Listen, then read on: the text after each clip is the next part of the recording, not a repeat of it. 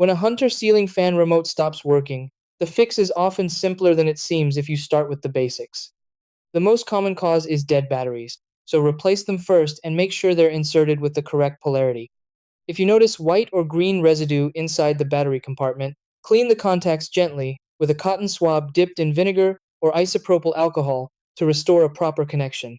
Before focusing on the remote itself, confirm the fan has power by checking the circuit breaker and wall switch. Stand within about 10 to 20 feet of the fan with a clear line of sight, and if your fan has pull chains, set the fan speed to high so the remote can properly control it.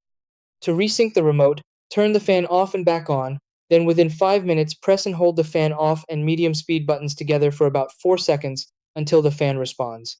Some Hunter models also use small dip switches inside the remote and receiver, which must be set identically to communicate correctly.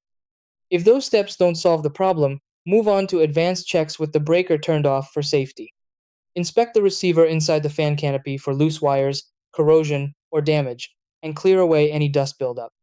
You can test whether the remote is sending a signal by pointing it at your phone's camera and pressing a button. If you see a light on the screen, the remote is working.